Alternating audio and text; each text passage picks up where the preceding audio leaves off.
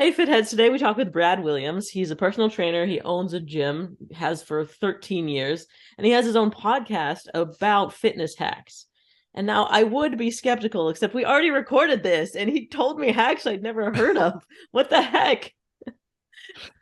Yeah, they were real hacks. Like we talk about hacks, meaning like something that not a lot of people do, or things sort of that's very leveraged, not a lot of effort in, gets you a huge result out, Mm-hmm. or not like low hanging fruit, not like eat healthier.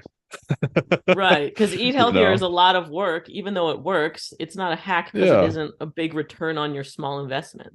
Yeah. And these were legit. He had some fire hacks, like specific stuff I've thought of, but I hadn't really thought to focus on, or like stuff I've heard of, but I haven't really tried, or it was really, they were real hacks. He was right. Mm-hmm. Welcome to Total Fitheads. Serious fitness for not so serious people. Hey, Brad, welcome. Glad to have you here. Yeah, thanks for having me. All right, I'm stoked to talk about this. I feel like you're going to help me not get old. Is this possible? Give the fitheads an idea of how you got into this and your origin story, if you will. Yeah. So, grew up in here in the West Coast, California, Central California. Dad was a doctor, medical doctor. Mom was a nurse. So I've always kind of been in that, health and wellness background growing up, and ended up, did a lot of sports and that kind of stuff. Ended up in going to school at Long Beach State. Graduated with a business major. Always wanted to be an entrepreneur, just like my uncle. Open up my own business. And then lo and behold, 5 years later, my brother and I opened up our first gym here in Huntington Beach, California, and I got all my personal training credentials, and had a good passion for it. So I figured, why not start there with my entrepreneur journey. So the last 13 years, I've been doing that, and just kind of you know, ups and downs of doing business here in California, and the competition here in Orange County with just personal trainers and like Pilates, yoga, it's like endless. I don't know where you guys are from, but it's like a mecca over here. And just kind of discovering what was my niche and everything, and then started doing more of the semi-private training, where you could still watch people's form but still cut down the price than doing the private training. And years later, kind of more focused on finding more personal trainers for rental space. So that was kind of my thing for a long time, until some California laws changed and couldn't really go that route anymore.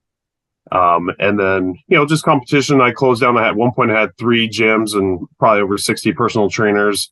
Closed down 2 of them. It was just too competitive, and focused more on the online training. And I started my own podcast. And then COVID came, and that was pretty much icing on the cake right there. And so now I've got 1 gym left, just a few trainers in there. We kind of had to set it up a little bit differently to, work with the labor laws and that kind of stuff. And just been doing more of my own podcasts and really trying to get my message out there for the over 40 people. And just, there's someone out there who's fighting the aging process. I refuse to quit. And, being a personal trainer, in my 20s and 30s, I was, ripped and didn't have to worry about this. And turning over 40, holy crap, my clients were right. It is harder. So that's kind of where I am. Awesome. Yeah, we're in the California area, so we get the influx of gyms for sure. And yeah, not just gyms, like boutique things where it's strange stuff, like one where you're climbing. This one is just flashing lights, I think. You're not even working out. Max and I actually had a show where we would just try new workouts because we kept finding these different boutique gyms. Yeah. I actually started a new one. They were on my podcast called the Smart Fit Method. They're here in Costa Mesa, and they're about to franchise out and all that kind of stuff. And so he, caught me a month over there to work out, and I was like, oh, sweet, get me out of my gym and out of my routine. Even trainers need trainers. It's hard to stay motivated. And it was a cool experience. Like, they're real high tech, have like crazy different modalities that they use, and oxygen masks for their spin bikes and that kind of stuff. So it's it's just cool to see all these things come out. Time will tell if it's worth the time or not, but You're it's right. a cool experience. Yeah, the oxygen max thing, that's like biohacking, right? Where Yeah. you go hypoxic or the other version of that, whatever. That's cool. Yeah, Yeah. so It's just interesting. And go ahead. oh, go ahead. Sorry. I was just gonna ask about when you're training, your personal training, is it just traditional type of hypertrophy, or what are you guys doing? Yeah. So just, my style was semi-private training, like I said, and we did more circuit training. So kind of a blend of cardio, real low impact cardio with, 3 to 4 circuits of exercises. Kind of the mindset back in the day was, get a client to come in 3 times a week and we do the splits, like legs one day, back one day, chest one day, and, mix the arms and everything else in there. And now for the over 40 crowd, especially for myself, it's just, who are you trying to prove anymore? Trying to break your PRs and get as strong as you can. And at this point, I've had little injuries and, tendon issues. So now it's more of, full body workouts and, working on more quality stuff. So that's kind of how I've evolved over the last 13 years. How different is it Interesting. for the over 40, the the golden girl crowd? Uh, how much more important is it to do strength progressive overload training versus steady state hours of cardio? Because I've heard both. I guess I've seen both. I've seen, grandmas on the elliptical forever, and then but lately I feel like there's been sort of a push, I guess, for seniors to like really focus on strength training, even though they're not breaking their 25-year-old PR, Yeah. Yeah. but Mhm. they're still focusing on progressive overload. Or is that sort of something that's the industry's moving to, or is that the newest fad, or is that sort of something you think is important for them? Well, first of all, it's like, what is the client willing to do? Because, my presentation when I get a new client is I talk about the 4 pillars of fitness. In importance, diet obviously is number one of getting them to their goals and fastest. But here in Orange County, it's real hard, and a lot of my clients are the party people. They like going out eating, drinking, all that kind of stuff. They're pretty much unwilling to give up that social life. Like 4 things. They're like, first thing, we don't care. Yeah, so I'm like, all right, so I got to go down the list. So the second pillar is in importance, weight training. Because my whole thing with weight training, I'm sure you guys know, raising your basal metabolic rate and your lean muscle mass will do more for you long term. And it doesn't take that much effort to build that lean muscle as long as you're, consuming protein as well, versus cardio, which would be number 3. And, there's only so many miles you have on your joints and your knees that, my dad was a long distance runner and his knees were shot at like 28, gone.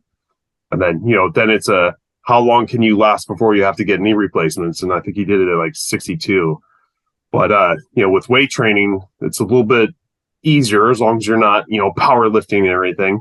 So it's like perfect for, all of us. But, my niche was the over 40 crowd to start building up that lean muscle mass at a slower pace, mixing a little bit of cardio with it as you're doing it just to kill some time. And it's good for your heart as well. But, but if someone was into cardio and wanted to do that, yeah, that's fine. That's your passion. But, we're bang for the buck, with the weight training. Yeah, it's Passion interesting is to hear walking the order slowly on you a put that in. treadmill. Yeah.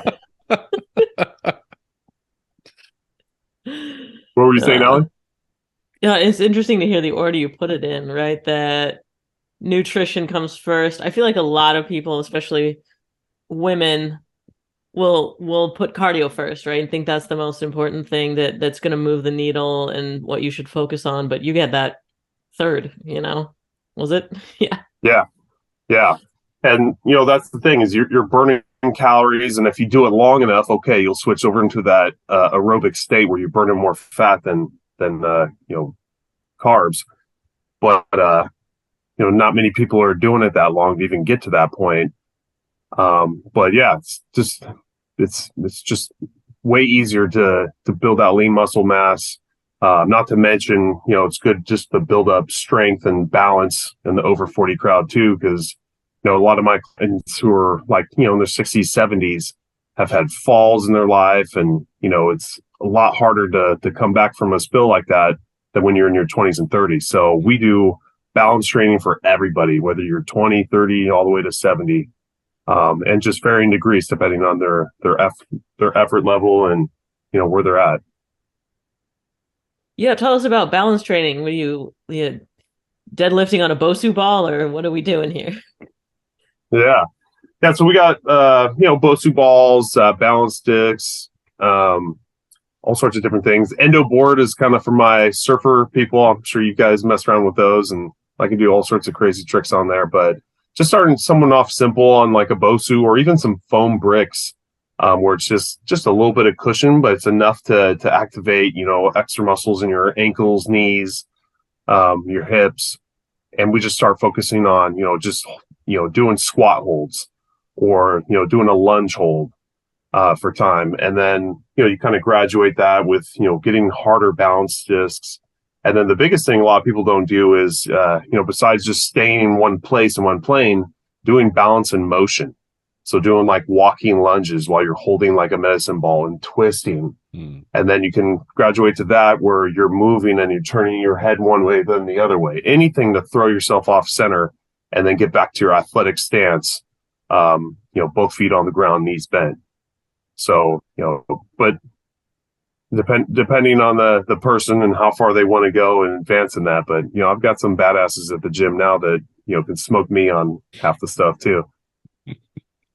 That's awesome. Yeah, so it sounds like static hold kind of stuff there. How much of that do you focus on more isolate or static versus moving through your joints? Is that a part of the changes that you might make, or am I reading into that? Yeah, for balance, doing both, in motion and static. But also just one of the things too for just the general workouts of everybody is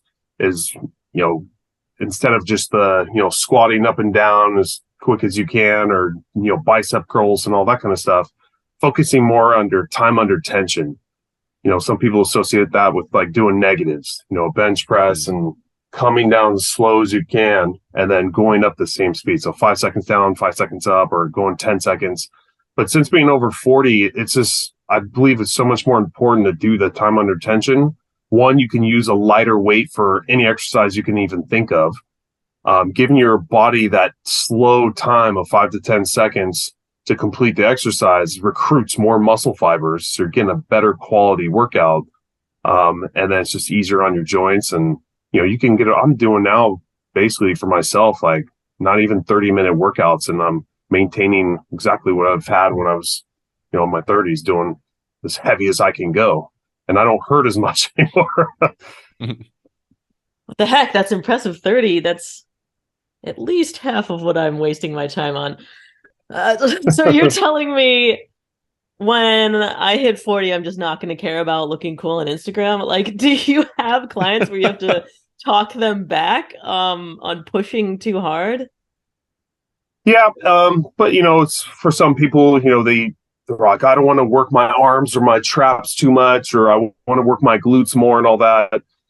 And yeah, you can put a little emphasis on, huh? Oh, I got tons of people that want to bulk up too.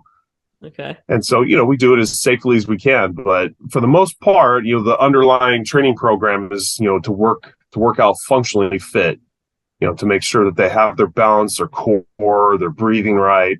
And then if they want to mess around and do a little heavy bench press or do a little extra focus on the booty boot camp stuff, we'll throw it in there. Okay. So are you generally working with people who are getting into it kind of for the first time in an older age, or they have a later training age and you're sort of transitioning them to different stuff now? Yeah, most of my clients are kind of the 50 to 65 range. They've done some stuff before, but they didn't grow up, kind of like our generations, doing fitness and everything. So a little late to the game, and they just, want some help, and that's why we're around. And most of them are just looking for just weight loss, just simple body toning. So that's kind of what I specialized in. Growing up, I was more into the powerlifting stuff and into that. But like I said, getting over 40 myself, I've, thrown that kind of away and more on the end game for myself. But yeah, just and that's the thing, over 40, over 50, it just gets harder and harder to keep that, that body tone that they want and being functionally fit. So that's kind of where you got to work smarter, not harder. What is what is their general motivation, or is it motivating them difficult than motivating a 19-year-old, or is that kind of a silly because they're teaming with motivation? Yeah, definitely. The age range does showcase that a lot. The kids are super active in the sports and just, they want to get that ripped body look. They'll do anything it takes. And then, the 40, 50, 60 people are getting pushed in by a spouse, or they just, they're tired of looking themselves in the mirror and they know they can't do it themselves. I can't tell you how many times I've helped clients or random people build up gyms in their house knowing that they're never going to use them because they just don't have the motivation it takes. And then lo and behold, they remember me because I'm the one to set it all up, and they end up being clients later. Nice. And half the time they would give me that equipment at cost. Love it. Yeah, it seems like we're kind of dancing around this, but we talked about it before. It's something that we've been interested in on the podcast, but the idea of aesthetics versus performance versus longevity. I mean, I used to think that being healthy would take you towards all of those directions, but it seems we're learning maybe not. I don't know if you wanted to speak on that a little. Yeah. Well, definitely there's still the desire, I think, for the aesthetics. We all do. So we still want that body, but to get back to the body I had in my 20s, it's just not worth my time. I don't have any more time to give, even with all the hacks I'm doing. I'm back to a nice build, and I like what I going on. But just for the people who just want to hold on to their 20s, it's a losing battle. It's just harder. Your body's fighting the aging process. It's converting more into storing fat. That's just a survival thing that our bodies go through. And someone who's just that obsessed with it end up having to do more hardcore supplements or drugs to help keep that off. But genetics play a part too. There's some 60-year-olds that are still super ripped. I'm like, or one of my trainers, he's this big yoked out black guy, and for sure he doesn't take any steroids or any performance enhancing anything. He just looks amazing. And the rest of us are aging with him, and we're all getting a little bit bigger. We're having to put more effort into it. So, but for the lucky few that can do that, that's great. But then, as you age, it's more important to stay injury free, because once you start getting a few injuries, something tweaked knee or ankle roll, that was one of the things that took me out of playing football. I was doing flag football and loving it, and just too many times of nothing I did wrong. It's just the ankle just gave out and completely rolled over. And then, rehabbing that, and then the other side doing it years later. So was playing hockey as well, and then was having back issues just from getting hit so much. Yeah. Even in those adult leagues, these guys still think they're in the NHL. So, if you have a passion for something, that's good. But, my thing is, I'm not getting paid millions of dollars to do this stuff. So I'd rather save my body, protect it, do more functional type training, and go that route. Well, and the glory, you get the glory of the over 40. Yeah, exactly. YMCA hockey league. Okay, so this 30-minute workout. Let's talk about your hacks here. Help me be more efficient. So the definition of hack, right, is that it's something that easy to do that gives you outsized results, right? Because we know how to do the tough stuff to get good results. What are these hacks? Yeah, so hacks are here to help you, kind of like supplements, but it's not a pill you take. It's something you can add to your program, no matter what diet or what kind of training you're doing. And so the one of the biggest ones that I've had major success with, I don't know what your thoughts are on it, but fasting. So for the over 40 crowd, making that little tweak has so much advantages. And with just body toning, feeling good, detoxing, and just starting with like intermittent fasting where you're crunching your eating window down, 10 hours and 8 hours. Guys can go a little lower, like 6 and 4. And then started dabbling with longer fasting, and longer fasting is mega game changer. So, I worked to a 24-hour fast, to a 36-hour, to a 48, and I just completed a 54 last week. I don't do it every week. I do it like maybe once every 3 weeks to stay in the game. And I'm telling you, and the whole reason I'm doing this too is, like I said, I'm not giving up my social life. I'm still going out on weekends and hanging out with the boys and that kind of stuff. I'm not going to eat clean, not drink when I want to have fun. But you weigh in Monday morning, you're like, oh my God, this is insane. So throwing in something like that is just, helped keep all this off and been able to keep my quality of life. And then boom, Monday through Friday, back on the fitness track and staying clean. That's cool. Do you find that 54 hours is two days and 2.25 days? Yeah. Fun. It gets easier every time, and then this 54 was easier than the 48. The 48 was easier than 36. Like, it doesn't make any sense. But when your timer hits, it's like you have to force yourself to eat because you're not hungry. Mm-hmm. But then once you start that motor up, oh man, then it's go time. Yeah. Yeah, so Water? it's like working out where you get better at it, right? And if you stop fasting, you feel like you'd lose it and you'd have to suffer through it again. It's like, yep, you got to suffer again. So that's why I try to do something, every 3 weeks, like a long one. But I do intermittent fasting every day if I try. But just how much you can lose in that doing the longer fasting to compensate for your social life it's just been huge for me. And now I'm starting to mess with, you don't want to obviously work out like crazy when you're in a mega fasted state like that. You'll just start chewing up your own muscle mass. But there's aminos you can take to help, fight off that. And then everything else I do is just basically low impact and slow. So I'll go on like long walks. I bought a weight vest. So I've, progressed to the weight vest, the heavier weights, and you're a burning machine during these long fasts. So take advantage of it. Try to do as much as you can, and you just get better and better results at it. Not only that, but just doing my blood work with my doctor when I first started doing it, and 4 months later we checked it. My cholesterol had dropped like 25%. He couldn't even believe it. Wow. Yeah, so that's awesome. the whole part of fasting too is what they call autophagy, where your body's kind of going a little bit of survival mode. So there's nothing in your system, so it goes on like a cleaning spree. Cleans out your arteries, cholesterol, any bugs and that kind of stuff. Nice. You guys want to try? No. I've done a 54 before. I'll say I matched you. Oh, nice. And then PR'd my squat, so I probably was ripping up muscle, but I was feeling pretty good. Max is skeptical. I don't like fasting.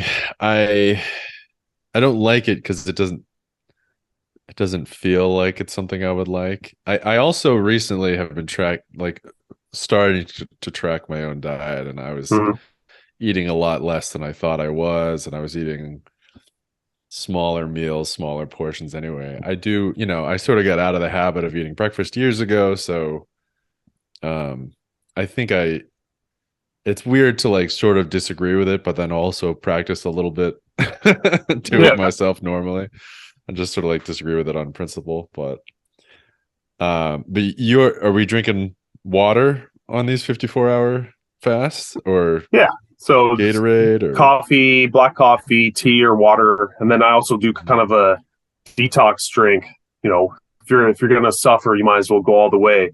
So the detox drink is The detox drink is, a little bit of apple cider vinegar. Then I throw in some, turmeric for inflammation, cayenne pepper for circulatory, black pepper, a lot of black pepper, because that like helps kill all the bad bacteria in your digestive tract. So, you just keep stacking on, different things. But, just like you said, these are hacks. They're not for everybody. And the biggest thing is if you don't feel good, like I feel really good doing this. So I know it's my body's adapting to it. Other people have tried it and they feel miserable. Don't do it. So, everyone's body chemistry is different. I've learned that all over these years, that not everything works for everyone. Not every diet works for everyone as well. Yeah, that is part of the reason why I do it. What size is your eating window now? Your usual day, not the 54 day. On a usual day, I try to keep it to 6 hours. So I typically don't eat till like 2 p.m. and then, done by 8 p.m. But every now and then I cheat a little bit. Yeah. And when you said you're having, is it BCAAs or EAAs to help kind of hang on to muscle? They're actually like a specific blend of amino acids. They're not branched chain amino acids. It's like 7 different ones. I don't know all the names of it, but I picked it up from a kind of a famous guy in podcasting world, Dr. Eric Berg, and it was more of aminos to help, keep your muscle, keep building muscle and keep your body from burning the muscle while you do these fasts.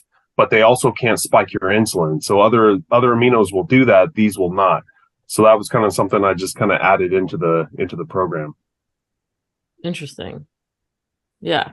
Have you seen a difference? Oh, did you start fasting when you were over 40, or like, is there a difference from when you're younger fasting versus older? Yeah, no, I didn't do this until I was over 40. So I've been doing it for a little over a year now. But I didn't need to do it back then. All right. Yeah. A lot of things. Yeah. It seems like there's a lot of things like that. Yeah. Did I read that you had a transformation in your late 30s? What was that? For injuries or? No, well, fitness transformation, or yeah, whatever. Tell us about that. Yeah. Well, I had, being a gym owner all these years, I'm the, head personal trainer, I'm the cleaner, I'm the accountant for my gym, all that kind of stuff, and also the mover. And about 5 years ago, I was moving some gym equipment, and I was holding a 40-pound weight rack, one of those, A-frame racks you stack all the weights on. And the thing was pretty heavy. I was just moving that in truck to take to a different gym, and I tripped over this little eye hook we have drilled into the ground. That's where we attach our battle ropes. And we usually have cones on them, but I was just going in and out real quick. So I was like, I don't need to put these cones on. Picked up the rack, turned around, and I had already forgotten that they even existed. Went, tripped, lunged out violently, caught myself. I pride myself on my balance, not this time, and then held on to the rack, saved the rack. I don't know why I did that, and blew out my L5S1 disc right then and there. Oh, Slips, trips, and falls. But I mean, this one was so aggressive and so violent. I knew immediately, oh crap. Can't remember if I heard it pop, but I knew something was wrong. And literally the next morning, I could barely move. I was like millimeter walking. So just from the last 5 years of, going to every single physical therapist and chiropractor and doctor, and it was just, the sciatic pain and everything that comes with it's a herniated disc. So the disc actually popped. And over time, it starts squeezing out kind of like a jelly donut, and eventually hits your sciatic nerve. And that pain is off the charts. So eventually had to get surgery. New back? It was a Christmas miracle. Like the pain was gone the next day. And then did everything the surgeon said and what the therapist said. And a year and a half later, it re-herniated again. Same spot, same amount. And it was touching that sciatic nerve again. It was going down the same rabbit hole. So you got to put the cones up. What are you doing? No, I mean, once it was done, it was done. Now it's just me walking. I'm not even doing anything. I'm not lifting as heavy or anything. But just It's motion, funny. just once you have a disrupted disc like that, it's just not much you can do. And so just, I mean, that whole experience and, I had a second surgery, took a way slower this time. I stopped running. I only walk. And like I said, now I've kind of increased it with like a weight vest. But that's why I'm not as mobile as I used to be, which is why I rely heavily more on like fasting and all these other hacks to kind of, keep the shape I want and health wise. But just the overall experience was just, very humbling. And just, my message out to everyone is just, take your time. You don't have to be as aggressive as we're in our 20s anymore, and do more quality reps. Take things slower. It's okay if you're not, burning all the, losing all the weight you want in, 1 month. There's plenty of time, and you gotta worry about the end game. I tell all my clients, I feel like I have a 90-year-old back. I'm only 42 right, and this has got to last me like 50, 60 more years. Yeah. This is Backs are great tough advice. too. Anyone who's even just tweaked a back is one of those things where you're like, oh, it's fine, it's probably not that big of a deal. And then the smallest thing, suddenly you're like, oh, I can't move at all. Interesting. Yeah. And you know what they said? People will say, like, for guys going through sciatic pain, if you have it really bad, is like real up there with, childbirth, which all the ladies are like, oh, no, that's not right. This is the worst and all that. And it's cool because my wife, one of her friends, actually went through the exact same process. She was about in the same level of pain and everything. We were like talking just because, we're both in the same boat. And after the whole process was done, and she ended up doing the surgery too, and felt like $1 million. But basically, she's had 2 kids, and she said, I think that was worse than child labor. I was like, yeah! So I throw that to my wife all the time. I know what you feel. That's funny. Wow, ridiculous. Yeah, I need to listen to this back often. Honestly, this is advice that I need to take to heart, because you're right. It is forever, and I feel like perhaps a lot of the fit heads listening push a little too much, and we should think more about keeping our body for eternity versus, again, looking cool on Instagram. Well, one of the things I wish I could go back in time was, I remember my chiropractor at the time I was going, like 8 years ago, and she would take X-rays, and she noticed that disc, and she said every guy on the planet, guys more specifically because it's just a little more top heavy, but guys more specifically all have a compressed L5S1 disc, so it wasn't out of the norm, But she was like, she knew all the kind of stuff I did, and just said, be careful deadlifts and that kind of stuff. But I wish she would have just told me, like, no, you are done with this. You only have, this thing was like 50% gone already. And she said, most guys are your age, that you really have to watch out for that one. So I would say to your audience, like, go get an X-ray, just see what you're working with. And, just take it easy. If you still want to PR on stuff, then I would recommend doing maybe like single leg deadlifts versus, the doubles. But if you can catch it in time, I would definitely recommend that. And put the cone up. So the idea of getting quality reps, I really like, because I'm constantly focusing on the numbers moving up. That's how I judge my progress. But it can be a more subjective thing. The feeling of really getting a good rep, really, after your workout, having a sense of pushed your limits in a safe way, I think I need to focus more on versus, writing a higher number of reps the next week. Yeah. And you know what? If you still want to do it, that's okay, because it's a passion. You want to get your new PRs and all that kind of stuff. I would just recommend not doing it every single session. Maybe only work one muscle group hard once per week, and the rest do it more like time under tension and doing negatives and that kind of stuff. So you can still hit your PRs, but you're taking like 2/3 of that risk out by not lifting as heavy on all those type of lifts. And, pretty much like every exercise I do, my core's engaged really tight, and then, activating the glutes before I even perform the exercise. And like I said, you just do more time under tension, and it's exhausting. So, I mean, you'll still get, the results you're looking for and the feeling that you got a good workout. And then, yeah, of course, the next week, go PR something just so you can write it down. Right. That's the satisfaction, is scribbling it in a notebook somewhere. Hitting 315 on bench, that was my epic moment for me. I hit that at 28 and I've never been able to do it again. And at this point, I'm not getting paid to do this. Like, I was telling you, I'm like, I'm done. I've got the memory. It's cool. Yeah. Heck yeah. That's 3 of me. Hopefully you were filming too. Yeah, I did have film on it. All right. Yeah. Well, you were saying that it's exhausting. Let's talk about sleep. Are you coaching recovery at all, or how do you think about that for yourself?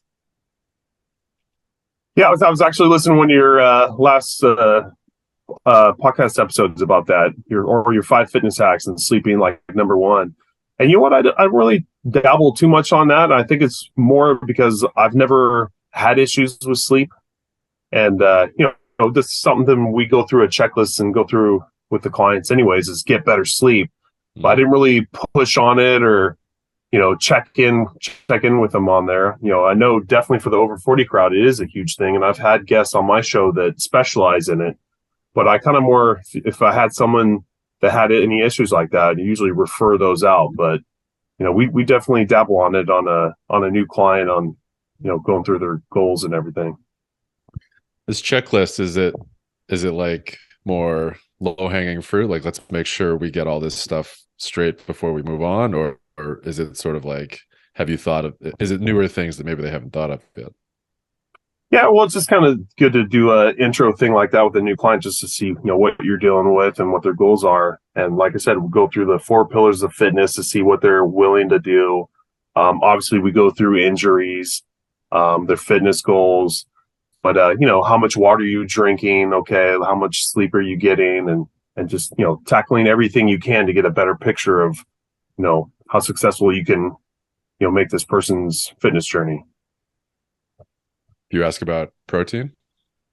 Yeah, that's a big one too. And, a lot of the over 40, especially females, they're not even close to hitting their protein requirements, and it's hard.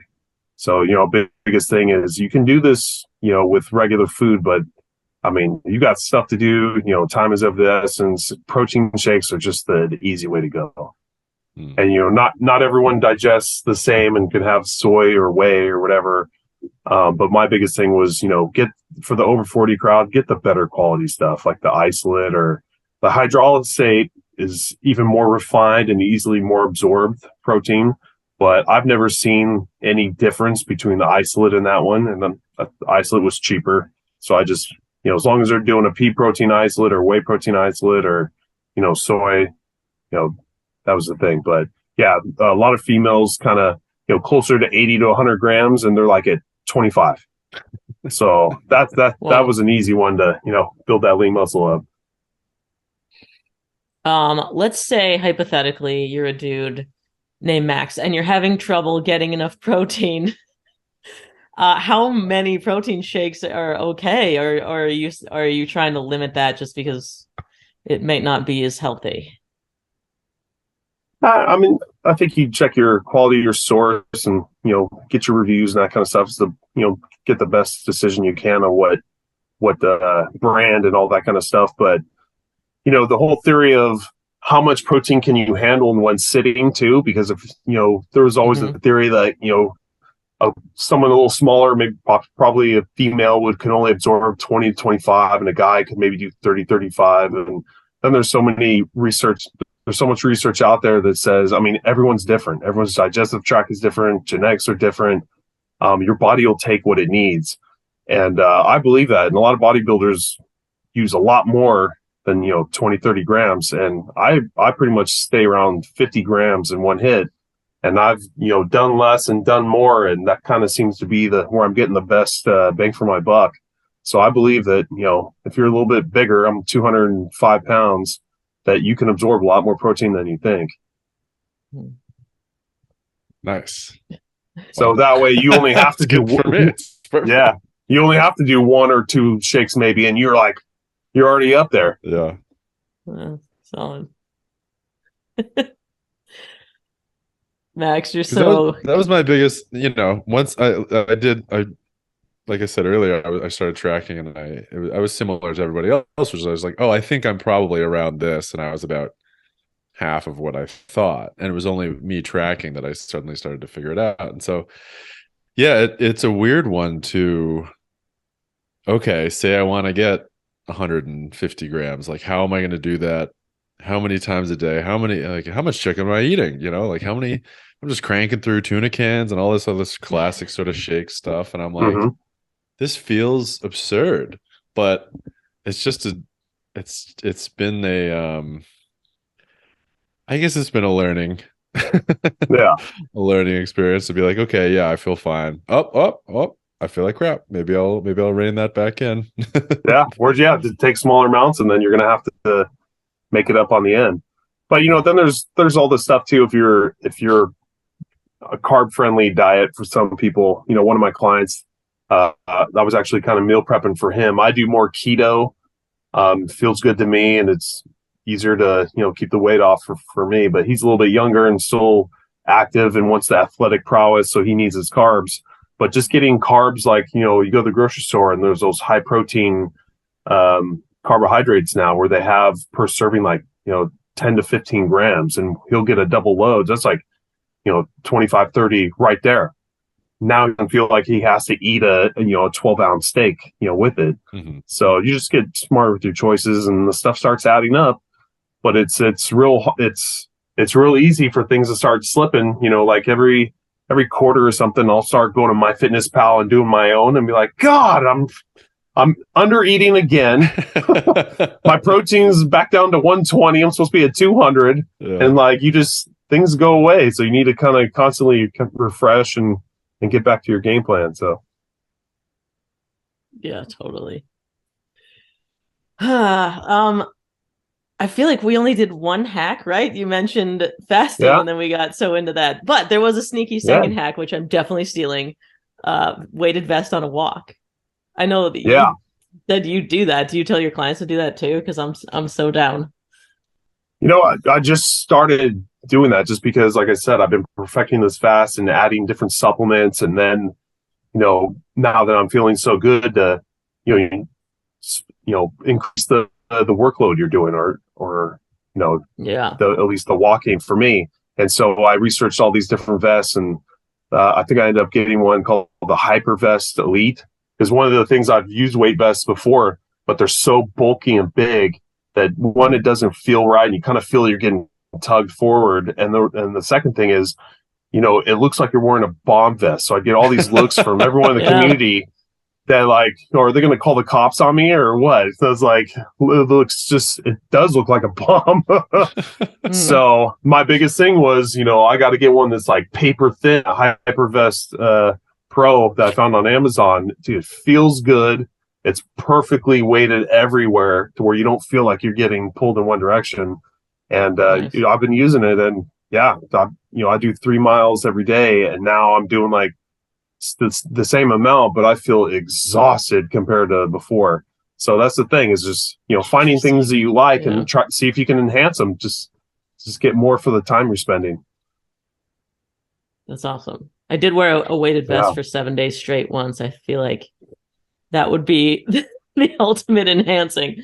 My vertical didn't get any higher, so I feel like it didn't work. No. Well, okay, so I was going to say another hack, like talking about all the time on my show, is watching your sodium and potassium levels. So everyone, watches their diet. We all know that our, food is saturated with sodium, high sodium. So you got to cut it down and all that. But no one ever watches how much potassium they're taking. And so I started, talking to some other health and wellness professionals about how important potassium is for the electrical current in your muscles, and having things fire correctly, and just making you a more athletic machine, right? So I started tracking it on MyFitnessPal and started realizing that people upload that stuff and they don't always put everything in there. So always your macros are always on there, your fats, your carbs, your protein, but not all the micro minerals are listed on there, and they don't legally have to, I guess. So a cool website that I found your audience might like, it's called eatthismuch.com. And what it is just a website where you can type in any food on the planet in raw form and cooked form, because the minerals change. You know, when you cook food, potassium could go up or down, calcium could go up or down. And so it matters per food. So I started tracking all that, just like you would do your macros for a day. I started tracking my macros for a day, and oh my God, I thought my sodium was low. It was not low. And it was like double my potassium. I was barely having any potassium.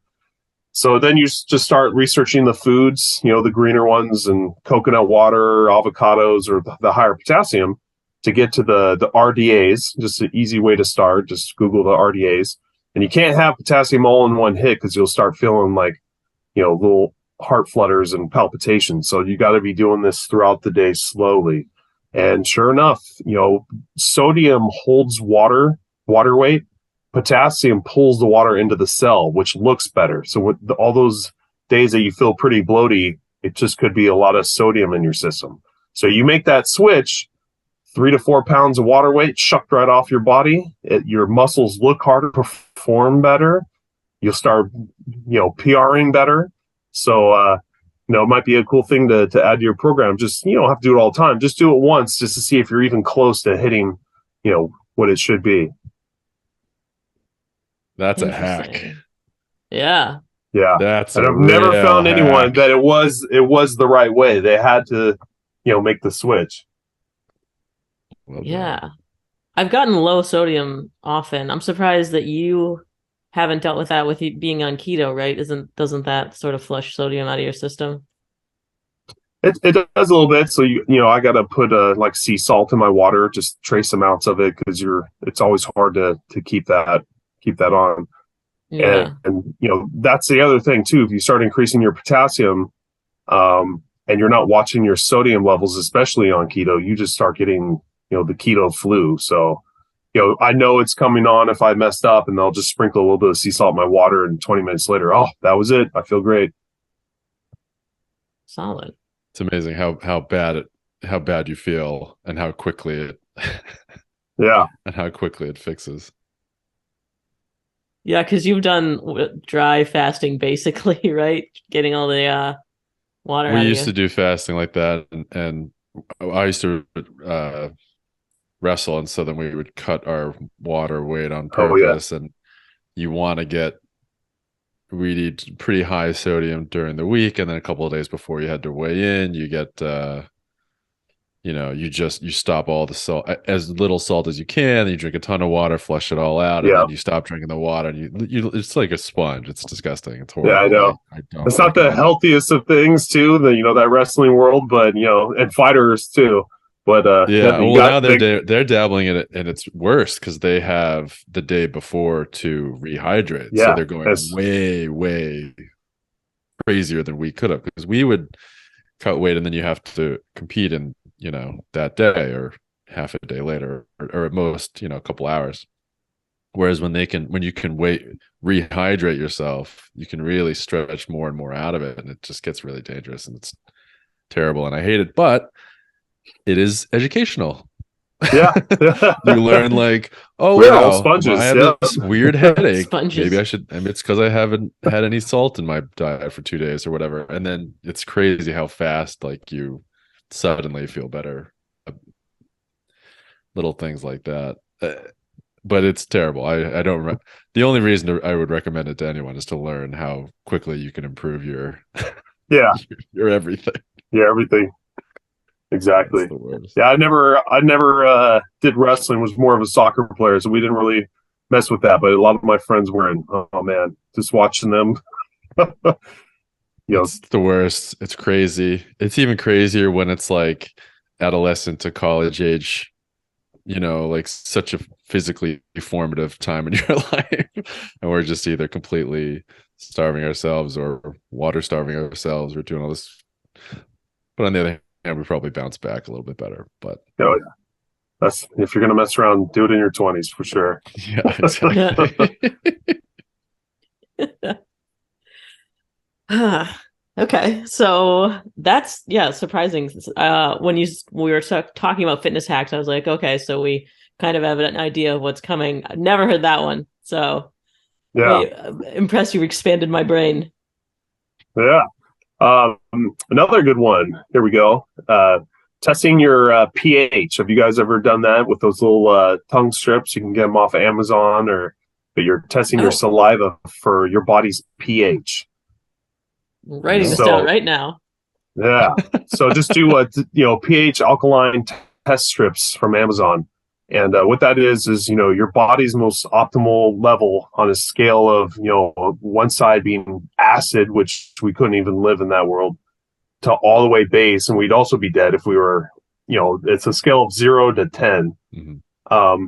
And those would be the chemicals, acid and a base. That's what they use for whatever they use those chemicals for. But for our body, it's, from what all the research has shown, should be around a scale of 7.2 to 7.4, Mm-hmm. a little bit more alkaline, than the middle ground. But testing your test strips, everyone's surprised because a lot of people are, on that acidic side.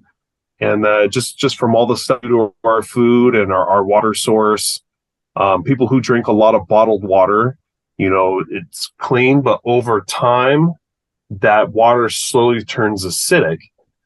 And my wife would be drinking all those little 0-calorie soda waters, thinking they're healthy, and you dunk one of the test strips right in there, and acid. So that's what you're doing to your body. Okay to have every now and then, but your main source of water, and water is like one of the most important things on the planet, right? Getting a better quality water source. And here in Huntington Beach, our tap water hits perfect 7.4, but then who knows what other chemicals and all that go into that. Mm. So I started getting from Sparklets. They have their water, but they also have another vendor's water called Mountain Spring water.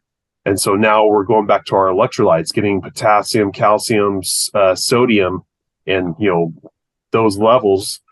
And so if you're going to be, consuming food and water all day, why not get better quality stuff? So now my whole family is on there. We go pH test strip again, and we're all like 7.2, 7.4, like perfect. It's one of the easiest ways to alkalize your body. Do you feel a difference when you're acidic versus alkaline? I never really felt different, and my wife didn't feel different from the change, but, we know it's healthier. There's all these theories that, cancer and all these horrible things can survive better in an acidic world versus a more alkaline world. So, that's kind of a way to get you back on your fitness health journey, is to pull that scale up to the better side. Mm. Yeah, man, I do drink a lot of 0-calorie canned things, LaCroix, but the fake kind or whatever. So I imagine I'm probably screwing myself for sure. Yeesh. Yeah, do one of the test strips. You might see yourself on the left side, the acidic scale. She is, in fact, a human lemon. Oops. All right, you're adding to my daily tasks here. This is interesting. Yeah, I want to keep a ongoing graph now to see how I'm doing.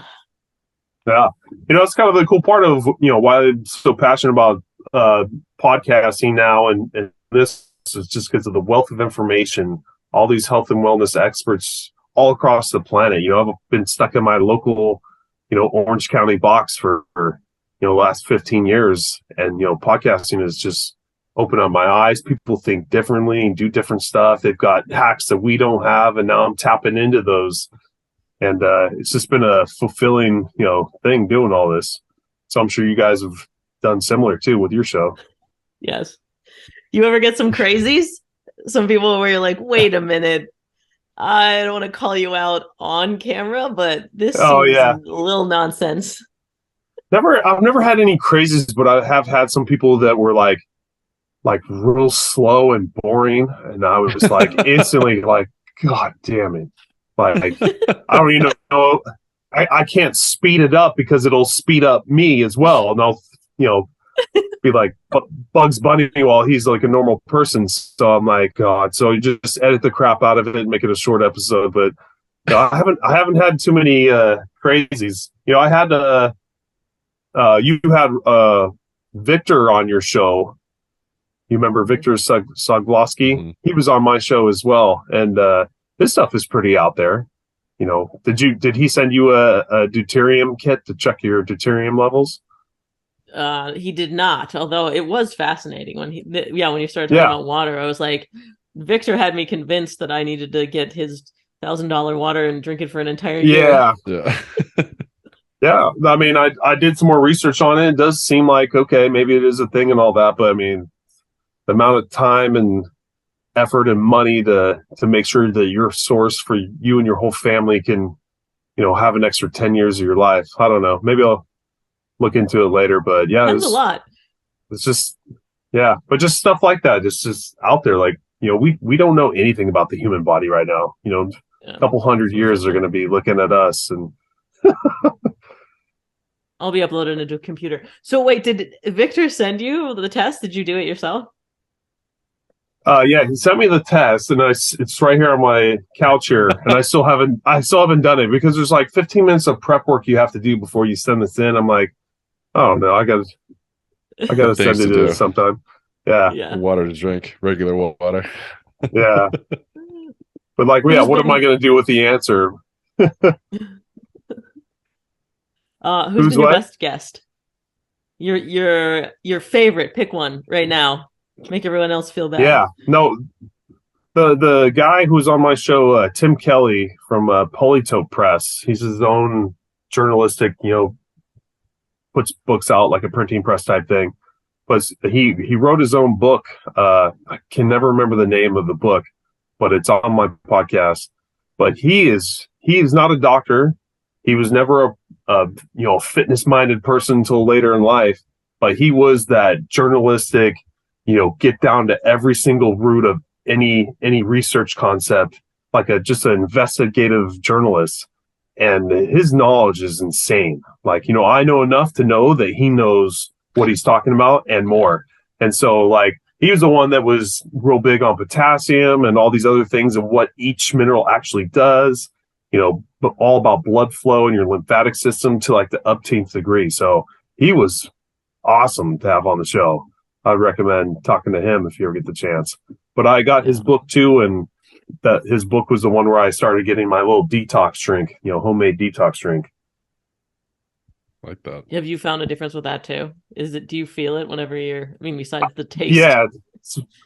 Besides the taste, I definitely feel better, like more energy throughout the day. I don't need coffee that much. And I kind of pretty much cut coffee out completely now. Just, and that's the other thing is, journaling this stuff, like, when you wake up in the morning or after a meal and just having the sheet, you don't have to do it every day, but just, if you really care about biohacking, you're real quick to forget stuff. So if you don't write it down and look back like, oh my God, all these things I have been doing, I've been having amazing results and I wouldn't have known it unless I wrote it down. Mm. So, that detox drink, I was feeling amazing and, attribute it to that. Yeah, paying attention to how you feel and writing it down. That sounds like a hack I need too, versus just trying to listen to myself, not just the devices I have on, but then keeping a record of that subjective feeling. That's cool. Yep. Solid. Well, this has been illuminating. I can't wait to get to 40. I'm going to crush it.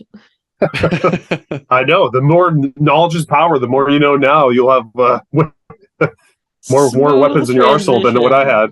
So, thank you so much. How can the Fitheads go find you and your podcast? Yeah, so it's called Over 40 Fitness Hacks, just on your favorite podcast player, Spotify, iTunes. My website is over40fitnesshacks.com, and it's 40, not spelled out. And have a contact form and all that kind of stuff, or just check out my show. The episode I did with Tim Kelly, if anyone's interested in the whole science behind microminerals and potassium and all that. It was episode 195, I think. That'd be a cool one if you're into that kind of stuff. But yeah, no, just I'm happy to come on your show and get to know you guys and love what you're doing. And it's very similar stuff to kind of my mission with my podcast. So it's just great meeting other people. That's cool. Yeah, super great chatting with you. Thanks. And thank you to the Fitheads. If you can rate and review on Apple Podcasts, that helps us out a whole lot. And we'll see you next week.